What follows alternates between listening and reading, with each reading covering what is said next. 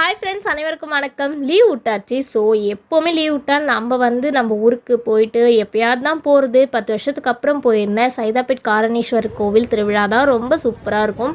So இந்த திருவிழா 10 நாளுக்கு மேலேயே நடக்கும். திங்கக்கிழமை அன்றைக்கி தான் தேர். ஸோ நான் போனது பார்த்திங்கன்னா சனிக்கிழமை அன்னைக்கு.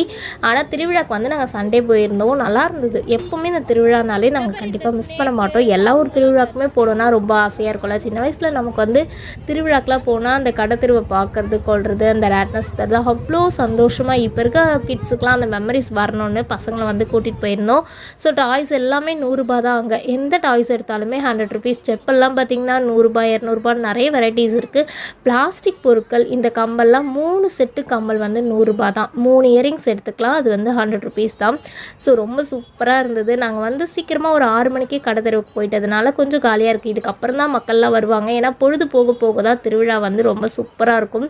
ஆனால் நிறைய பொருள்லாம் திருவிழாவில் புதுசு புதுசாக நம்ம பார்க்கலாம். நிறைய கொண்டு வருவாங்க. ஸோ நல்ல ப்ரைஸும் நம்ம கேட்டு குறைச்சி கூட வாங்கிக்கலாம். அதனால் திருவிழானாலே கண்டிப்பாக மிஸ் பண்ணாமல் உங்கள் ஊர் திருவிழாவுக்கு போய் அட்டன் பண்ணுங்கள். பசங்க சம்மர் ஹாலிடேஸுன்றதுனால எல்லாருமே ரொம்ப ரொம்ப என்ஜாய் பண்ணுவாங்க.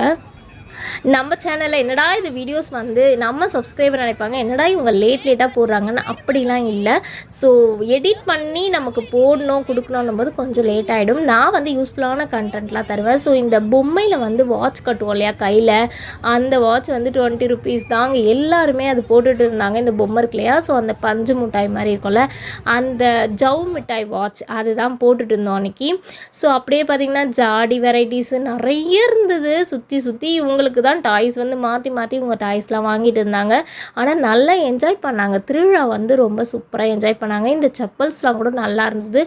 நம்ம பொறுமையாக பார்த்து எல்லாத்தையும் வாங்கலாம். அந்த காலத்தில் இந்த பொம்மைலாம் ஸ்பீக்கரில் பேசும் பார்த்திங்களா, அதெல்லாம் கூட இருந்தது. ஸோ சட்டிப்பானை கடைங்க எல்லாமே நல்லா என்ஜாய் பண்ணிவிட்டு நாங்கள் டாய்ஸ் வாங்கிட்டு வந்தது இன்றைக்கி இவங்க கூட காட்டுறோம்.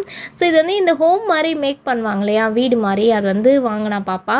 அதுக்கடுத்து ஒரு போர்டு எழுதுவோம் இல்லையா, போர்டு அந்த மாதிரி ஒரு போர்டு மாதிரி ஒன்று வாங்கிக்கிட்டான். தம்பி என்ன பண்ணால் அந்த ட்ரைன் செட் ஒன்று வாங்கிக்கிட்டான். அதுக்கப்புறம் இந்த மாதிரி ஒரு பால் போடுற மாதிரி ஒன்று வாங்கிக்கிட்டான்.